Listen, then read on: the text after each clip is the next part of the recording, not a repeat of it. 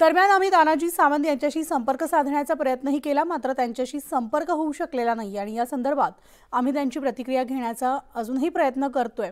यानंतर आपण वळूयात पुढच्या बातमीकडे।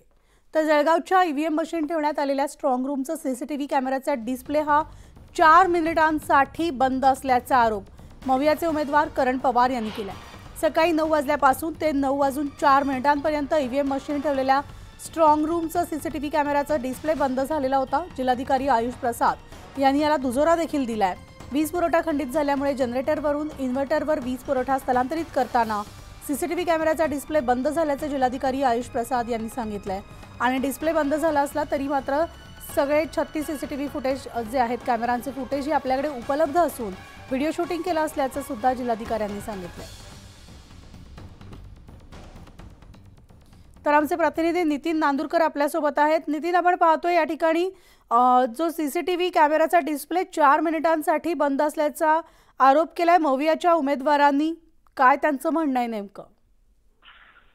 निश्चित म्हणाली, आपण जर बघतोय तर गेल्या काही दिवसांपूर्वी या ठिकाणी लोकसभेची निवडणूक या ठिकाणी पार पडलेली आहे। त्याच पार्श्वभूमीवर जे आहे जळगावच्या औद्योगिक वसाहत परिसरामध्ये वखार महामंडळाचं एक मोठं शासकीय गोडाऊन आहे। त्या ठिकाणी हे संपूर्ण जळगाव आणि रावेर लोकसभेच्या ईव्हीएम मशीन त्या ठिकाणी आणण्यात आलेला आहे आणि त्या ठिकाणी कटेकोर बंदोबस्त म्हणून सीआरपीएफ असतील, एसआरपीएफ असतील, स्थानिक पोलीस असतील, स्थानिक पोलीस अधिकारी असतील, त्यांचा कडेकोट पद्धतीने या ठिकाणी बंदोबस्त ठेवण्यात आलेला आहे। मात्र अशा अनुषंगाने जर आपण जर बघितलं तर या संपूर्ण नियंत्रणाला हँडल करणारे जे तिसरा डोळा असतो सीसीटीव्ही कॅमेरा, त्याचा डिस्प्ले आज सकाळी 9 वाजेपासून तर 9:04 या ठिकाणी बंद होता।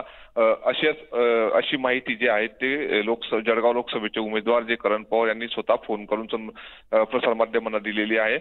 या अनुषंगाने जिल्हाधिकारी आयुष प्रसाद यांना देखील या संदर्भात पत्रकारांनी विचारणा केली असता त्यांनी या ठिकाणी दुजोरा दिलेला आहे। याचा विशेष म्हणजे वीज पुरवठा खंडित झाल्यानंतर जनरेटरवरून जे इन्व्हर्टरची वीज आहे ते वीज स्थलांतरित करताना सीसीटीव्ही कॅमेऱ्याचा डिस्प्ले जो आहे तो काही वेळाकरता 4 मिनिटाकरता या ठिकाणी बंद झालेला होता।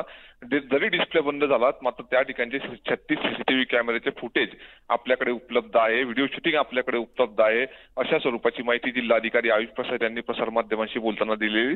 मात्र डिस्प्ले या ठिकाणी कुठेतरी। तर धन्यवाद नितीन या सविस्तर माहितीसाठी।